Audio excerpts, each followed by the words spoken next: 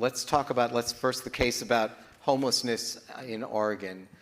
The Ninth Circuit, which is a notoriously liberal court, you're talking about Los Angeles, Portland, San Francisco, West Coast cities with very large homeless populations, and they don't know what to do about it. And they've been using anti-camping laws to dismantle campsites on beach in Santa Monica in Los Angeles, and are basically arresting people. And the Ninth Circuit, predictably, it's a liberal court, said that violates the Eighth Amendment, right? That's cruel and unusual punishment. You can't arrest someone for sleeping. They have nowhere else to go. You can't do that.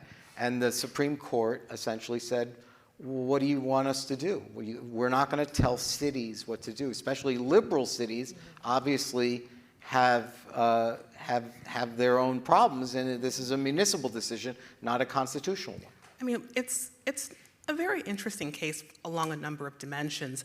You know, the city of Grants Pass in Oregon, they have this law. You can't sleep on the streets. You can't sleep on the sidewalks. You can't sleep in public parks. The first time we catch you, we'll give you a fine. The second time, we can arrest you. And they're trying to, of course, respond to how challenging the homelessness problem is, especially when you think about people who urinate on the streets, people who in some cases defecate on the streets, people who, the crime, for instance, that can sometimes be attendant to the homelessness problem. And so, you know, when you combine that with the fact that there weren't enough beds in emergency shelters in the town, there really was no place else for these people to go. And so the question before the court was whether or not this rule violates the prohibition against cruel and unusual punishment.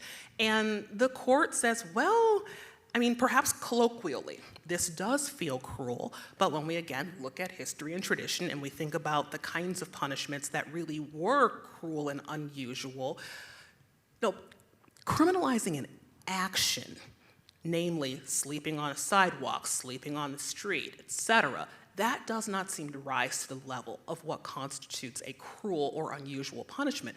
But Sotomayor, in her dissent, makes the point, everybody has to sleep. It's just a human thing that happens. And so eventually, you're going to arrest someone for doing nothing more than being a person. And what that did for her purposes was transform this law into a status-based regulation. And those are the kinds of laws that really aren't constitutional. You don't criminalize the fact that someone is who they are. Classic example that the court talked about is criminalizing someone for the status of being an addict. And well, I'm sorry, but isn't there the distinction between being able to change your status and not being able to change your status? In other words, you could eventually not be homeless. Well, I mean, that's kind of aligned with what the majority was talking about in that case, because they were focusing on the action of sleeping as opposed to, or being involuntarily homeless, whatever the case might be.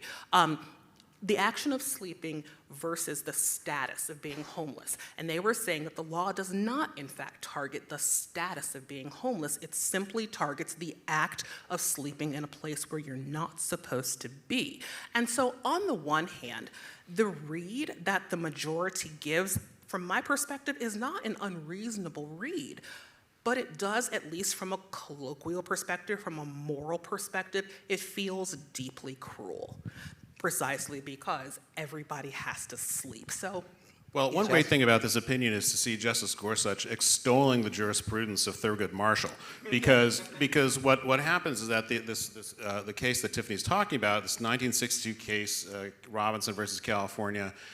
California had a statute; it's illegal to possess or be addicted to narcotics, and there was no evidence that this defendant Robinson possessed narcotics, but he did have needle marks on his arm, so there was evidence that he was an addict. So he's convicted of being addicted to narcotics. And the Supreme Court in 1962 said, well, there's no punishment would not be cruel, just like punishing someone for having a cold. You know, now if they had found drugs on him, that's different. But his status of being a drug addict, meaning he must have used them at some earlier time, that's what you can't criminalize.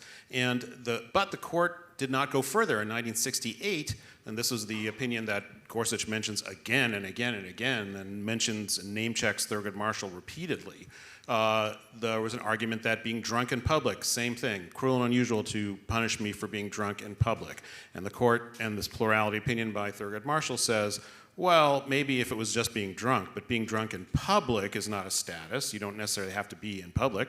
Some of us like to drink alone.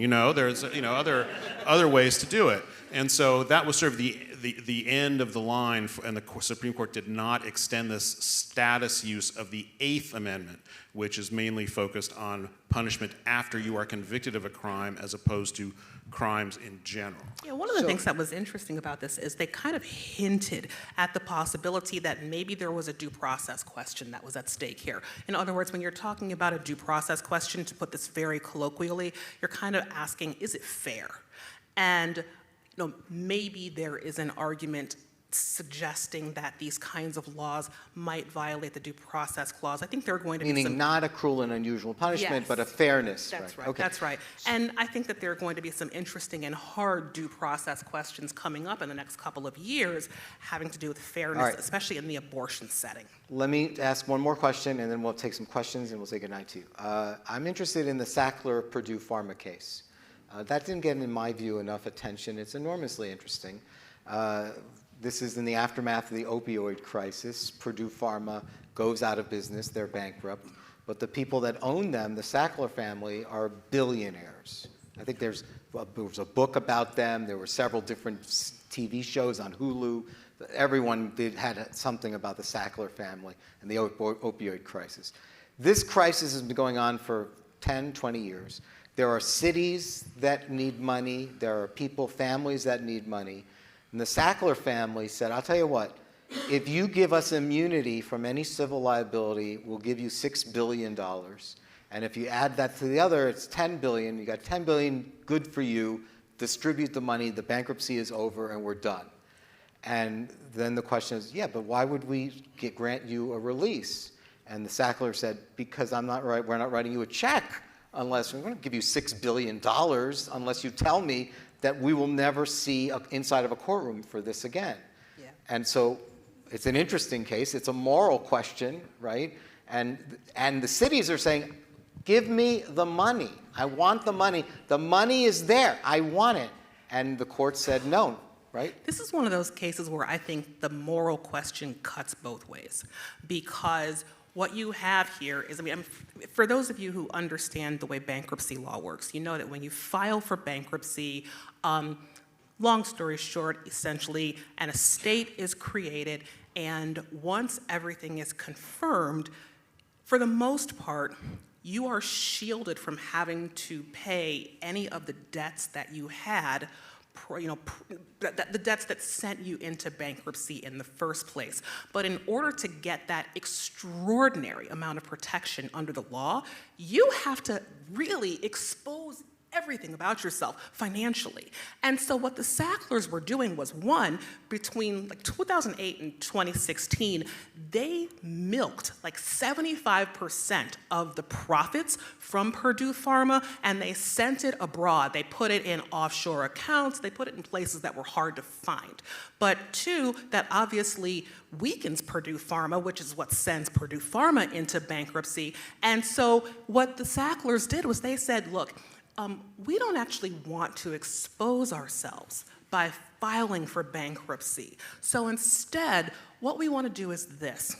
We want the bankruptcy court to agree to give us all the protections that you get under the bankruptcy code without us actually having to file for bankruptcy, including the litigation protections that we would get. So we're not going to be on the hook for any of the claims that have currently that are currently proceeding against Purdue Pharma, and we're not going to be on the hook for any future claims that come up as well. And so on the one hand, and in exchange for that, we'll give you these billions of dollars. So on the one hand, you can see why, as a policy matter, it makes sense to just let this be done. Let people get their money because this crisis has been debilitating, and people need to recover, communities need to recover, and if anyone should be paying for it, the Sacklers ought to be paying for it. But if you let the Sacklers off the hook like this, there's more money you might actually be able to get from them. And so that's why it's really troubling to read the bankruptcy code in a broader way than is actually necessary to extend this protection for them. I mean, just one more point I want to put on the table. Just to be clear, Yeah. because the bankruptcy code does not call It does not. for a release. Not There's only- doesn't say, oh, and we can release you. Right. And not only that, but the creditors, they didn't have to consent to it. And so you have this non-consensual release that would have allowed the Sacklers to walk away with the lion's share of their money without having to face any more litigation or any more challenges to their status. But everyone on this, hold on, Bill, everyone on this stage, and those of you here who have been involved even minimally in the legal system knows, and this now sets a new clock that could be years, right? So we're talking not more weeks, but years. And Right, the right. places that are saying, but we need the money now, this is, yes, it's a moral question, we get it, but we have needs now, and we know what the legal system does. It takes its time, and we don't have that kind of time. And that's Bill? the fight. Yeah, I mean, so one of the things that's interesting about this case is basically all the cases we've been talking about have a basic right-left split. I mean, there's some exceptions, so, Justice Barrett in the immunity case, Justice Jackson in the obstruction case, but they're basically right-left splits. This is not a right-left split, right? So you have Gorsuch for the majority is really doing what he traditionally does, which is this is his reading of the statute. Textual, right? And Kavanaugh for the dissent is saying people are going to be, the kind of thing you were saying. People are going to be waiting forever for money, and we've got to move quickly. So one of the things, again, that's really interesting about this is this splits both the conservatives and the liberals, because on one hand you have how do you read this text, and on the other hand is people are in crisis and they've got to have some remedy.